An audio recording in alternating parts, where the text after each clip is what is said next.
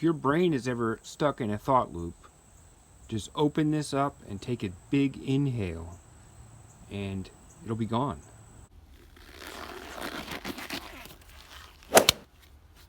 Alright, let's get into this video. This is about faceplates for the amp that I'm making. So first, let's get into what I actually use. I use black locust wood.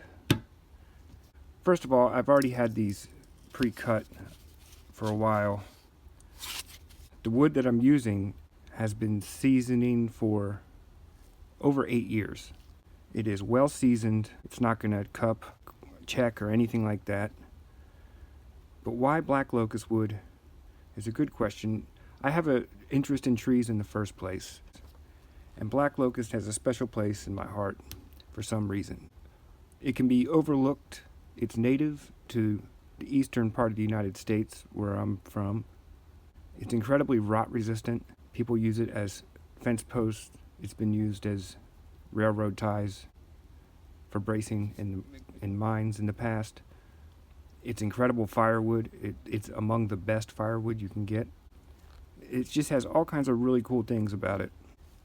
You can use it and it'll last longer than pressure treated wood outdoors, just as it is. So besides fence posts and firewood, I feel like it has more potential than just those applications. It's harder than hard maple, and it makes a beautiful finished product. So it's super durable is what I'm getting at. It would make a great fretboard material, to be honest. But as we can see, this is so there's my little rant about black locust. I love this stuff. I cut this tree down myself. Like I said, I've had this wood seasoning. I've used it on other amps. So as you can see, the color, it's pretty light. It's not really that desirable as is. And I'm going to get into how I'm going to color the wood, and that should be fun. There's a few steps to all this. It's how do you get this to work with something like this as a faceplate, back plate. This is going to be on the back. So we know it's 16 by 2. This is just roughed out basically. The thickness, that's too thick for what I'm doing. So what I do is I just sand them nice and flat, and by the time I'm done sanding and all the tool marks are out, they're going to end up the right thickness. This one's going to go on the back. It's not the prettiest piece, but it's perfect for the back of the amp. I got a better figure, a better looking piece for the front. Like I said, first step, sanding.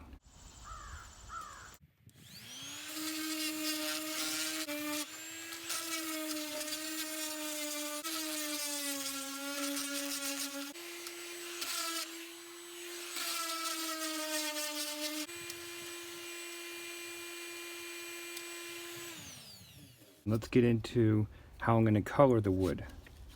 Remember what the raw black locust looks like. It's very light in color, pretty light in color, but it does darken over time. But to speed this up, what we're going to be using is a method called fuming. So we use ammonia. The fumes from the ammonia darken the wood. This works on wood with a lot of tannins in it, like oak.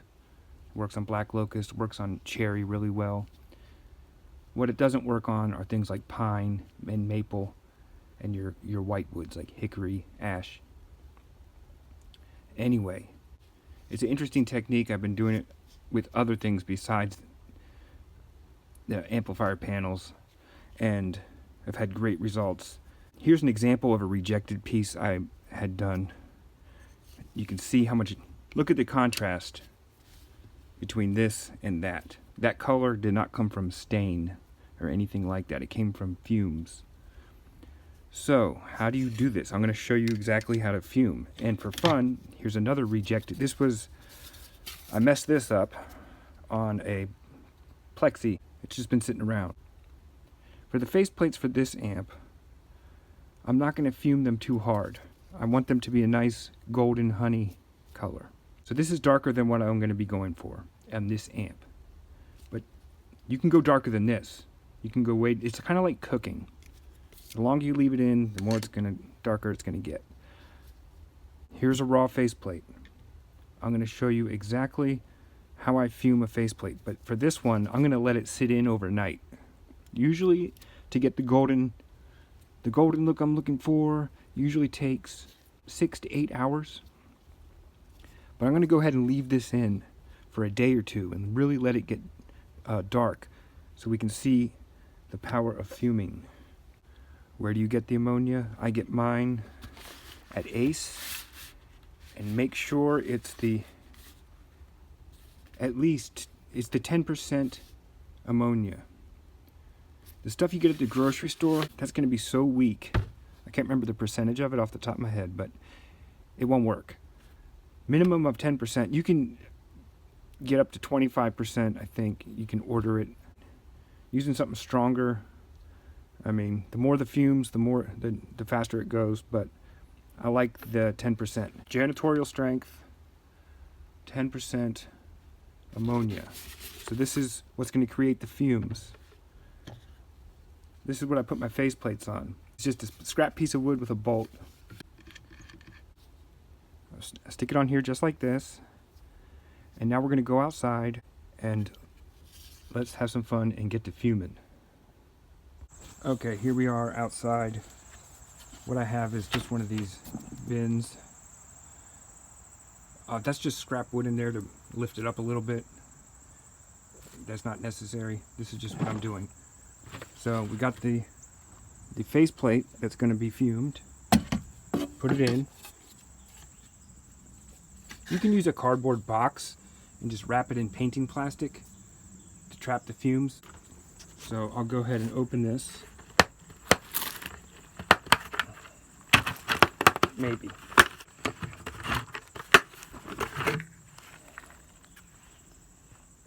I just have a little glass dish. Just gonna put just a little bit in here. Let's see, that's about like a ½ inch full. And just stick it anywhere. Stick it like that. Now, the reason why it's up on this is just so that on this little homemade jig is to get the whole faceplate front and back exposed to the fumes. Just have to keep in mind, say if I were to set it on like a shelf, anywhere where it would be touching, it wouldn't get the color. You can do this on big projects, you can do this on furniture, you can do it on whatever you want. So the idea is just trap the fumes. So time's a wasting. So what I'm going to do is, I got this black trash bag, and man, I can smell the fumes. I got a black trash bag to help trap the fumes. Then we put the lid nice and tight so it's on there. And that's it. We're just going to let it sit, let it cook. Okay, so I have the face plates. They are sanded.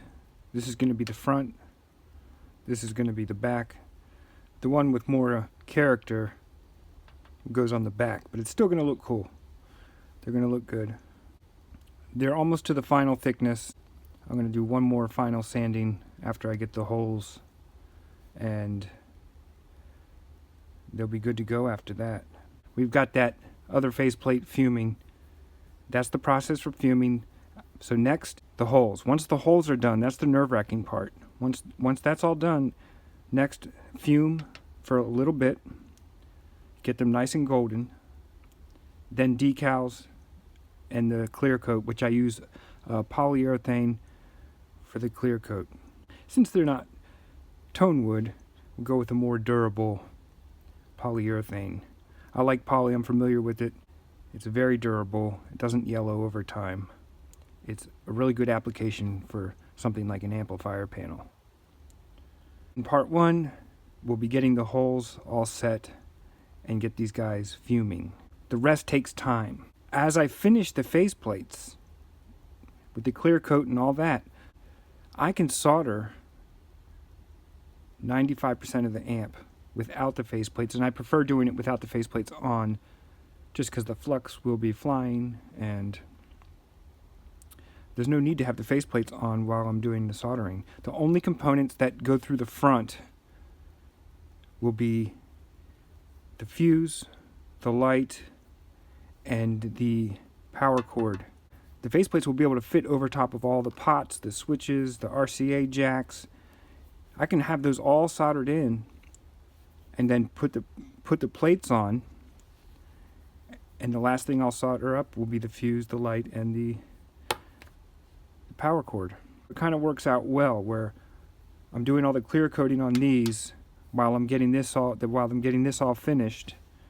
And by the time these are done, and by the time I'm done all that, then I can put them on, solder those 3 things I told you, and this amp will be ready for testing. So we're getting there. Alright, time to take this tape off. We'll start with the back as usual. I know it's not pretty, but this is how I do it. So what I'm doing is taping it on here. The tape is only there for marking it. And once I'm done with that, I can take the tape off, and then it's off to the drill press. The key is have it oriented the way you want. It is not going to move. We're going to flip it over, and I'll show you what's next. What I'm going to do is use a pencil and these Forstner bits this is 3/8, so say for a 3/8 hole, it's almost like a center punch with these to guide you. Along with that, I will mark around. 3/8 hole, gonna go, the pencil is just for a guide. Then,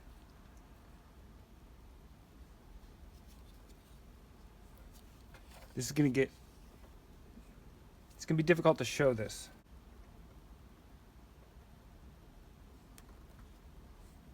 I know that's hard to see, but I'm just going through, marking the holes, and then I will drill them out and just pray that they line up.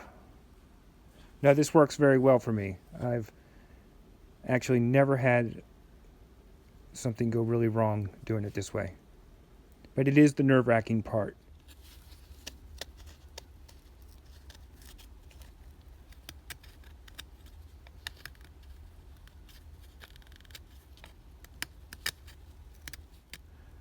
Everything lines up. I'm going to get it on video actually drilling the front. Everything works. This is going to work out great. I'm almost done with the power. Getting this guy, and I'll show you more detail. I thought the front might be better to show more detail of the actual drilling. Okay, so the front is taped on, same as the back. Now flip it over and mark the holes.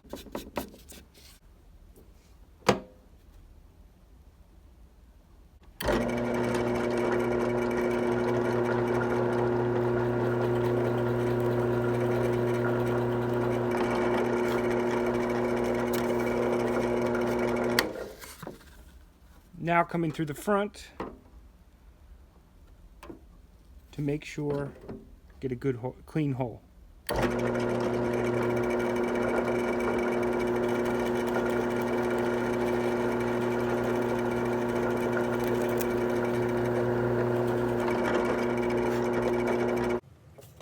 don't think you could see it last time. Let's try it again.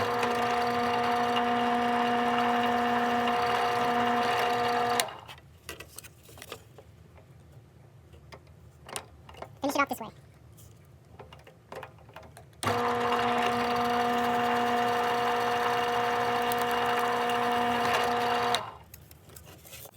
I'm just going to keep going down the line.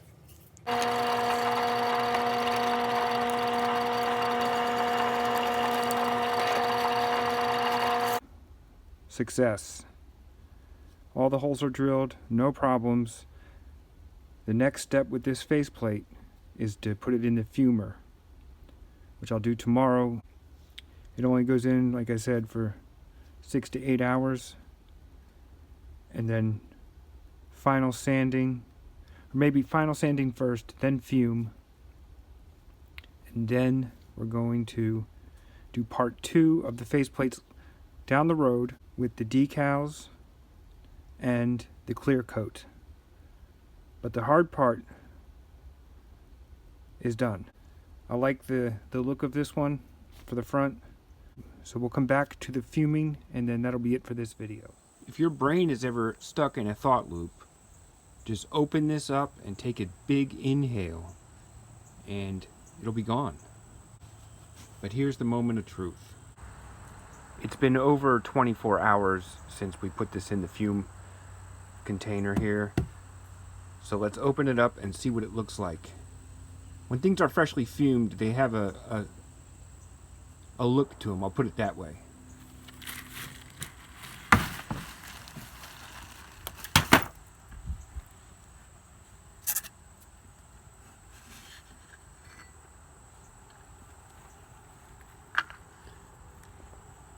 I'm going to go ahead and take this inside so we can get a good look at it. I just brought this in from the fumer. If you ever do this, don't be surprised when you first take it out if it kind of looks a little green or not the color you expect. It definitely worked. You can tell the difference. What I'm going to do is take this back outside and quickly hit it with a clear coat, and you're going to see it really pop. So let's do that. So here's our faceplate that we put in yesterday. It was in for about 28 hours. You can always re-up on the ammonia and get it even darker. The difference is pretty dramatic though. You can see it sitting on top of the piece of raw locust.